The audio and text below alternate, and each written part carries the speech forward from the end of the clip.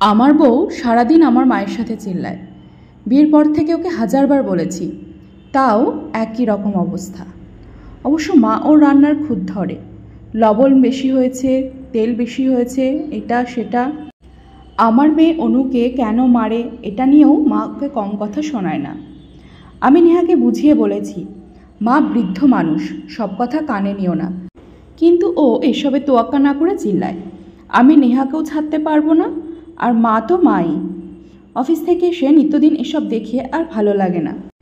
নেহাকে যে কদিনের জন্য বাপের বাড়ি পাঠাবো তাও সম্ভব না। ওই রান্না বান্না সব কিছু করে, ঘরে কাজের মেয়ে নেই। মা এসব পছন্দ করেন না।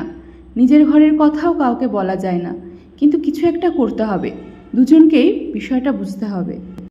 কিছুদিন পর নেহাকে বাপের বাড়ি পাঠিয়ে দিলাম। আমি রান্নাবান্না করি, রান্না পারি না কিন্তু ঠিকই করি, কারণ চাই না মায়ের অপছন্দের রান্না খাওয়াতে। আজ খেতে বসে দেখি খাবারে লবণ বেশি। মা খুব তৃপ্তি ভরে খাচ্ছেন। আমি একটু অবাক হলাম। নেহা এরকম রান্না করলে মা নেহার 14 গোষ্ঠী উদ্ধার করত। বুঝতে পারলাম সমস্যাটা কোন জায়গায়। খাওয়ার পর মায়ের কাছে বসলাম। মা, আজ খাবারে লবণ বেশি হলো, কিছু বললা না? এত কষ্ট করে তুই রান্না করছিস, এটাই বেশি বাবা। মা, আমার কষ্টটা তুমি দেখলে, নেহাও তো কষ্ট করেই রান্না করে, তুমি ওকে বকো।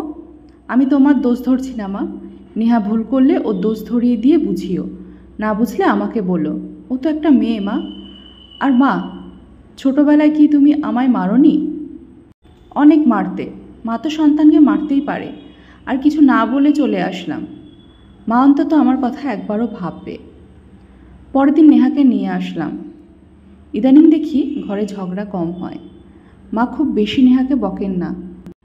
খেতে বসেছি, হঠাৎ মা বলে উঠল, বাবা, একটা কাজের মেয়ে রাখিস, সব কাজ করবে, কিন্তু রান্নাটা বৌমাই করবে।